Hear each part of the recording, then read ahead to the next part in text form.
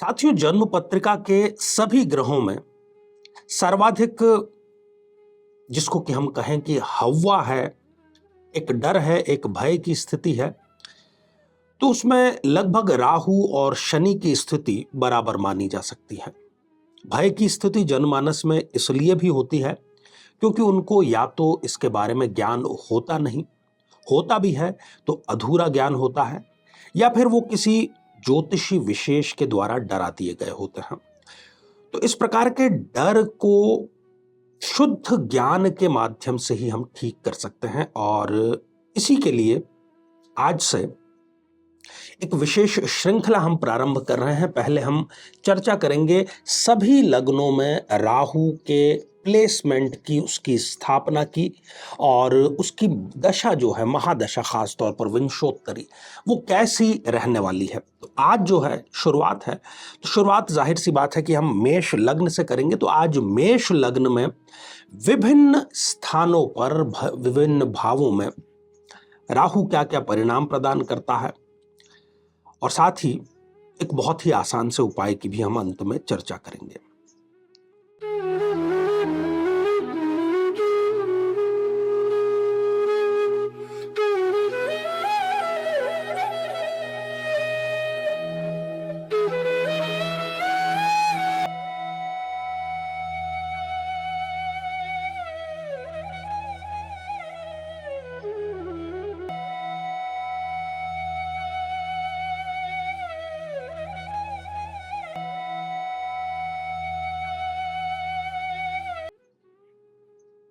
तो मेरे बहुत ही प्रिय और बेहद सम्मानित साथियों, हृदय की असीम गहराइयों से अभिनंदन, बहुत बहुत हार्दिक स्वागत। कर्मण्यवाधिकारस्ते मा फलेषु कदाचित। सिर्फ कर्म करने पर हमारा अधिकार है, वो कोई छीन भी नहीं सकता, परंतु उसके परिणाम पर हमारा अधिकार नहीं है। और बहुत विडंबना है, विरोधाभास है कि जैसे ही हम परिणाम पर अधिकार जतलाने का प्रयास करते हैं, वैसे ही हमें दुख का सामना करना पड़ता है। ये परम सत्य है। तो कौन से ग्रह की दशा कैसी रहने वाली है, आज राहु से उसका हम जो है प्रारंभ कर रहे हैं। तो मेष लग्न में राहु की प्लेसमेंट, उसकी स्थापना के अकॉर्डिंग दशा महादशा कैसी रहेगी, इस पर हम चर्चा करेंगे एक एक भाव पर। इससे पहले एक बेहद जरूरी सूचना साथियों, 22 अप्रैल 2023 अक्षय तृतीया का दिन है। अबूझ सावा भी इसको कहा गया है कि कोई भी शुभ कार्य जो करना होता है, उसके लिए आपको किसी भी मुहूर्त देखने की आवश्यकता नहीं है, किसी से पूछने की आवश्यकता नहीं है।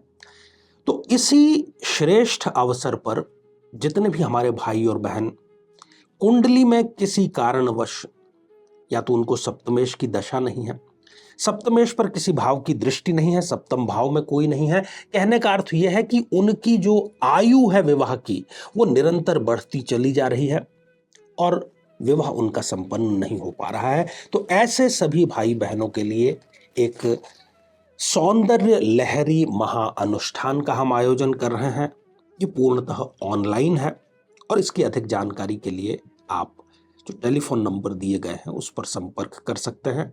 और निश्चित जानिए कि अक्षय तृतीया पर किए गए इस अनुष्ठान के माध्यम से आपको भी शीघ्र, अतिशीघ्र, कुछ माह में ही श्रेष्ठतम जीवन साथी अवश्य प्राप्त हो जाएगा। तो आइए साथियों, सबसे पहले दृष्टिपात करते हैं एक जन्म पत्रिका पर, और 1 नंबर से ये जन्म पत्रिका प्रारंभ हो रही है। और जिसकी भी जन्म पत्रिका 1 नंबर से प्रारंभ होती है, उसको हम कहते हैं कि ये है मेष लग्न की जन्म पत्रिका। बात राहु की करेंगे। राहु जो है वो ड्रैगन्स हेड कहा गया है, केवल उसके पास में दिमाग है। धड़ के ऊपर का जो हिस्सा है, इसके पीछे पौराणिक कथा है, उस विषय पर आज हम नहीं जाएंगे।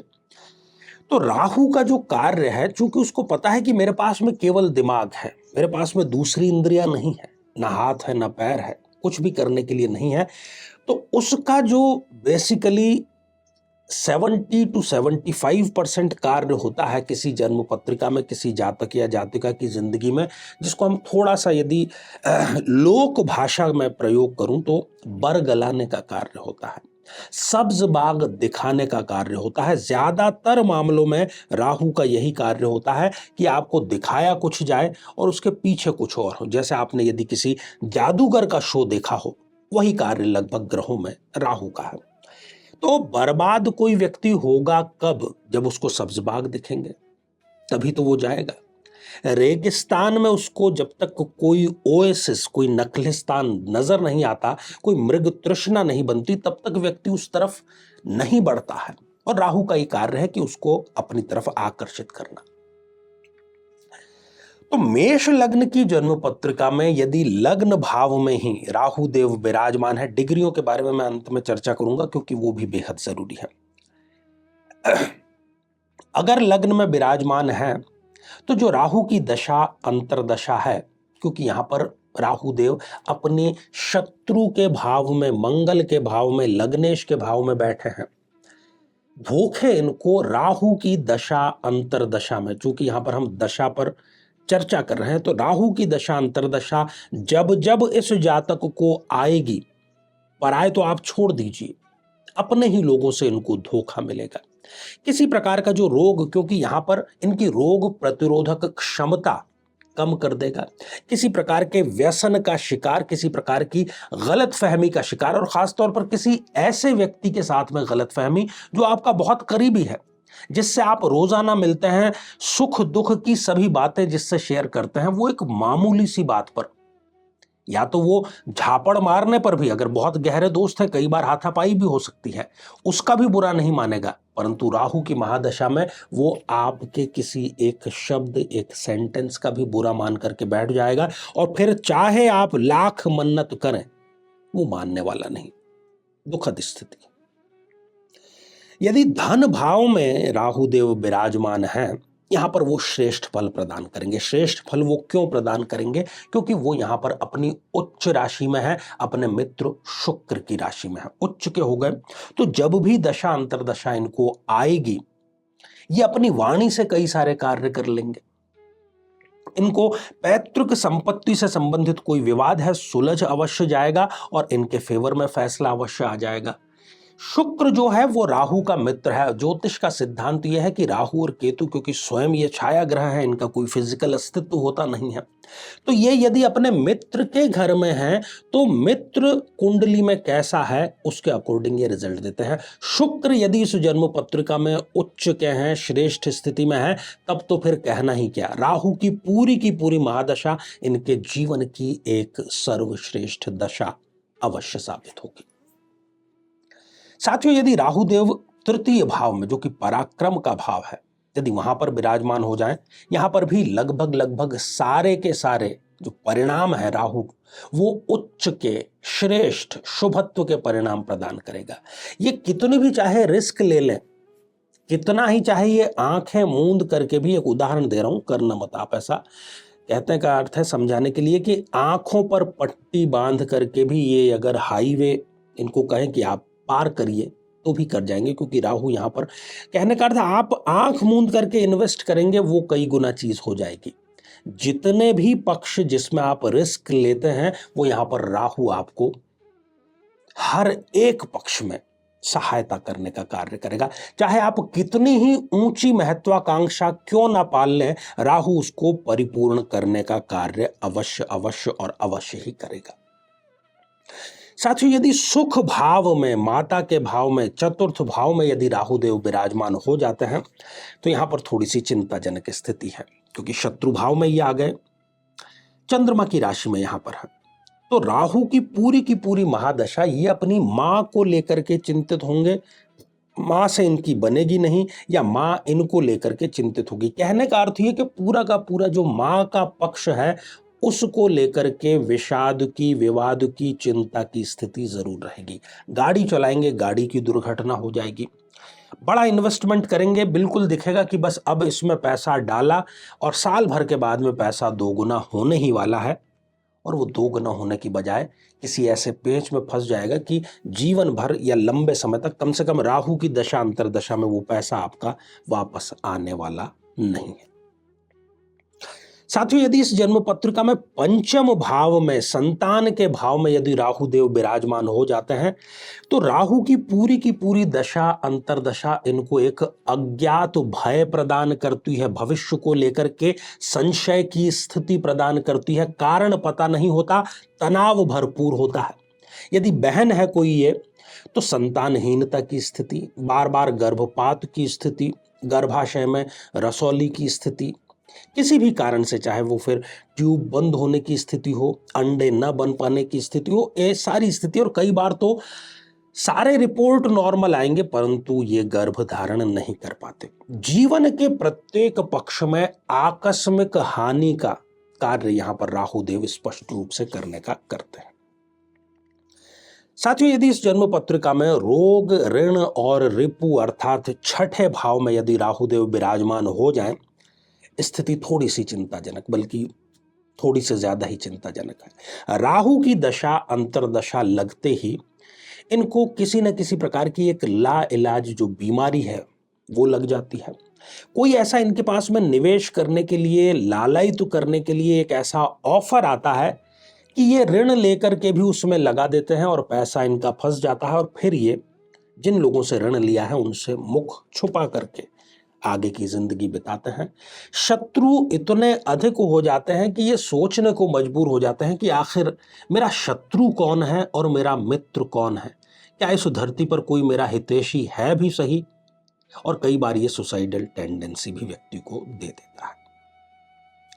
साथियों, यदि सप्तम भाव में यदि हम बात करें इस जन्म पत्रिका की, तो वो एक श्रेष्ठ स्थिति है। श्रेष्ठ स्थिति कैसे है कि जब भी इनको राहु की दशा, अंतर्दशा आएगी, सप्तम भाव जो कि विवाह का, दाम्पत्य जीवन का भाव होता है, श्रेष्ठ परिणाम लेकर के आएगा। इनकी जो भाग्य उदय है, जो गोल्डन पीरियड है, वो जीवन साथी के जीवन में पदार्पण करते ही आता है। विवाह से इनका भाग्योदय होता है यदि ये कुंडली मिलान करके विवाह संपन्न करते हैं तो। क्यों ऐसा होता है? क्योंकि यहां पर अपने मित्र की राशि में आ गए राहु देव, और शुक्र की प्लेसमेंट यदि अच्छी है तो गांठ बांध लीजिए कि ये तरक्की की सीढ़ी शादी के बाद में चढ़ते ही चले जाएंगे। यदि ये कोई पार्टनरशिप करते हैं, कोई निवेश करते हैं, उनमें इनको अकूत संपत्ति अर्जित करने का पूरा अवसर राहु देव देते हैं अपनी दशा, अंतर्दशा में। साथियों, यदि अष्टम भाव में, आयु के भाव में, इसको मृत्यु का भाव भी कहता है, यदि राहुदेव विराजमान हैं तो यहां पर वो हो गए नीच राशि के। बेहद चिंताजनक स्थिति है। चाहे ये व्यक्ति कितनी ही मेहनत कर ले, दिन से रात तक मेहनत करे या दिन रात मेहनत कर दे, दिन रात एक कर ले, रिजल्ट इनको नहीं मिलने वाला। व्यर्थ की मेहनत इनकी होती चली जाएगी, व्यर्थ का खर्च इनका होता चला जाएगा, और इस खर्च के कारण जो इनकी पर्सनल लाइफ है, पारिवारिक स्थिति है, उसमें भी कहीं ना कहीं गड़बड़ ये राहु की दशा, अंतर्दशा में हो जाती है। साथियों, यदि भाग्य के, धर्म के स्थान पर राहु देव विराजमान हैं, तब भी वो यहां पर बिल्कुल ठीक स्थिति में नहीं है, वो यहां पर शत्रु राशि में आ गए। ये व्यक्ति को नास्तिक बना देगा। उसकी मनोवृत्ति, उसकी विचारधारा, उसकी बातचीत करने का तरीका, उसका सोचने समझने का तरीका ऐसा हो जाएगा कि जैसे ईश्वर नाम की कोई चीज नहीं है, अच्छे कर्मों का कोई अस्तित्व नहीं है, गलत रास्ते पर वो चल पड़ता है, नास्तिक हो जाता है। और भाग्य तो उसका इतना उसके विरुद्ध हो जाता है कि यदि वो सोने को भी जाकर के छूने का प्रयास करे तो वो तुरंत ही मिट्टी में तब्दील हो जाएगा। व्यर्थ के भटकाओ, व्यर्थ की यात्राएं, व्यर्थ की मीटिंग्स भरपूर होंगी, रिजल्ट कुछ निकलेगा नहीं। यदि कर्म भाव में, यहां पर शनिदेव की राशि में आ गए, तो यहां पर स्थिति थोड़ी सी आपको देखनी पड़ेगी। कुंडली टू कुंडली ये चीज वैरी करती है। सबसे पहले आपको देखना होगा शनिदेव को। यदि शनिदेव स्वग्रही हैं, उच्च राशि के हैं, तब तो फिर ये राहु की दशा इनका बेड़ा पार कर देगी। इनको काम का प्रतिफल, सम्मान, राजयोग, कर्मयोग, ये सब कुछ इनको प्रदान करने का कार्य राहु की महादशा जरूर करेगी। परंतु इसके विपरीत यदि शनिदेव नीच राशि के हो गए हैं, पाप प्रभाव में यदि वो हैं, या फिर वो कहीं ना कहीं उनकी प्लेसमेंट गड़बड़ है, तब फिर वो इनको सारे के सारे ये जो परिणाम है वो उल्टे प्रदान करेंगे। काम इनका कोई भी नहीं बनेगा, आजीविका अस्थाई ही हमेशा रहेगी, पिता से अनबन रहेगी, और जिस पर भी ये विश्वास करेंगे सबसे पहले वही व्यक्ति इनको धोखा देने का कार्य करेगा। अब यही स्थिति अब देखते हैं कि 11वां भाव जो कि लाभ का, आय का भाव है, यदि वहां पर राहुदेव विराजमान है मेष लग्न की जन्म पत्रिका में, तो फिर पुनः आपको पहले शनिदेव की स्थिति देखनी होगी साथियों। यदि शनिदेव की स्थिति लाभप्रद है, अनुकूल है, तब तो पूरी की पूरी राहु की जो दशा है, इनके लिए अपने बड़े भाई बहनों से लाभ की स्थिति, इनकम के मल्टीपल सोर्सेज स्थापित करने की स्थिति, हर एक काम में प्रॉफिटेबल स्थिति इनके बनेगी। परंतु इसके ठीक उलट यदि है तो जो आय है वो भी राहु की दशा आते ही वो आय के साधन सारे खत्म हो जाएंगे। लाभ जहां से भी आ रहा है वो सारे के सारे उनके ऊपर एक प्रकार से स्पीड ब्रेकर का कार्य राहु की दशा करेगी। अंतिम भाव, यदि व्यय भाव में राहु देव विराजमान है तब भी वो यहां पर अच्छा रिजल्ट नहीं प्रदान करेंगे। राहु की दशा अंतरदशा में इनका जो पैसा है वो कहीं ना कहीं रिपेयरिंग में, चाहे वो शरीर की रिपेयरिंग हो, मकान की रिपेयरिंग हो, गाड़ी की रिपेयरिंग हो, वकीलों को देने के लिए पैसा, डॉक्टर को, मतलब जो ना चाहते हो आप वहां पर आपको खर्च करना पड़ेगा। उधार लेकर के भी आप खर्च करेंगे, और झूठे आरोप, यहां तक कि कई बार इनको छोटी बड़ी जो जेल यात्रा है वो भी यहां पर राहु की महादशा में होते हुए देखी गई है। साथियों, राहु की जो दशा है इस पर हम आगे भी चर्चा करेंगे, विभिन्न लग्नों पर चर्चा करेंगे, और बहुत ही रोचक होने वाली है ये चर्चा। अब आप किसी भी परिणाम पर पहुंचने से पहले जो सबसे जरूरी बात है कि वो राहु की आपको सबसे पहले तो प्लेसमेंट, उसकी स्थिति, उसके अंश देखने हैं। यदि उसके अंश 0 डिग्री हैं, 1 डिग्री हैं, 28, 29 डिग्री हैं, तब फिर वो रिजल्ट प्रदान नहीं करेगा। और महादशा पर हम चर्चा कर रहे हैं। दूसरी महत्वपूर्ण बात कि राहु यदि शत्रु के साथ में बैठा है, जो भी उसके शत्रु हैं, तब वो आपको रिजल्ट खराब ही देगा। यदि वो अपने मित्र के साथ में है तो आपको ये देखना है कि मित्र की स्थिति कैसी है। मित्र यदि कुंडली में शुभ है, शनि राहु के जो मित्र हैं, शुक्र शनि प्रमुखतः, तो उनकी स्थितियां यदि बेहतर है तो ये भी बेहतर प्रदान करेगा आपको परिणाम। और यदि उनकी परिस्थितियां, उनकी स्थापना, प्लेसमेंट बिल्कुल विपरीत है तो राहु की महादशा भी आपको प्रतिकूल परिणाम ही प्रदान करेगी। अब आते हैं महत्वपूर्ण बात पर कि यदि आपको राहु की महादशा प्रारंभ हो चुकी है, और जैसा कि हमने एक एक प्लेसमेंट के अनुसार आपको महादशा के परिणाम बतलाए हैं, वो परिणाम यदि आपको मिलने प्रारंभ हो गए हैं तो आपको चाहिए कि आप गणेश जी की स्तुति करें, उनके पैर पकड़ लें, बस आप उनकी आराधना प्रारंभ कर दीजिए। गणेश अथर्वशीर्ष का आप पाठ करिए, गणेश मंदिर में नियमित रूप से दर्शन करिए, हरा चारा आप गाय को प्रदान करिए। फिर देखिए कि जो राहु की दशा है वो आपके लिए अनुकूल अवश्य हो जाएगी। जीवन में किसी समस्या का सामना कर रहे हैं, जैसे कि शादी में देरी होना, पति पत्नी में मनमुटाव या तलाक तक की नौबत आ जाना, संतान का प्राप्त न हो पाना, नौकरी या धन प्राप्ति में बाधा आना, जीवन के प्रत्येक क्षेत्र में किसी न किसी प्रकार की बाधा आना, तो आज ही अपनी जन्म पत्रिका का संपूर्ण विश्लेषण करवाएं और पाएं समस्या से सदैव के लिए मुक्ति। तो आइए साथियों, अब बढ़ते हैं आज के हमारे कमेंट के चरण की तरफ। और पहला जो कमेंट है ये हमारे नियमित दर्शक हैं अर्चना सिंह जी, इन्होंने लिख भेजा है। तो जय श्री कृष्णा अर्चना सिंह जी, आशीर्वाद हृदय की असीम गहराइयों से। अगला कमेंट ये भी हमारे नियमित दर्शक हैं, थोराट दीप्ति जी हैं, हर हर महादेव। तो दीप्ति जी आशीर्वाद हृदय की असीम गहराइयों से। और अगला कमेंट बेलिएवर इस आईडी से आया और आपने लिखा है कि वृषभ लग्न के सभी ग्रहों का 12th हाउस में क्या परिणाम होगा, इस पर एपिसोड लेकर के आए। तो आगामी समय में आपको इस प्रकार के एपिसोड देखने को जरूर मिलेंगे। अभी पहले हम दशाओं पर बात करेंगे। तो साथियों, आज के लिए केवल इतना ही, और इसी मंगल कामना के साथ में कि आप सभी स्वस्थ, समृद्ध और शांतिपूर्वक जीवन व्यतीत करें। नमस्कार।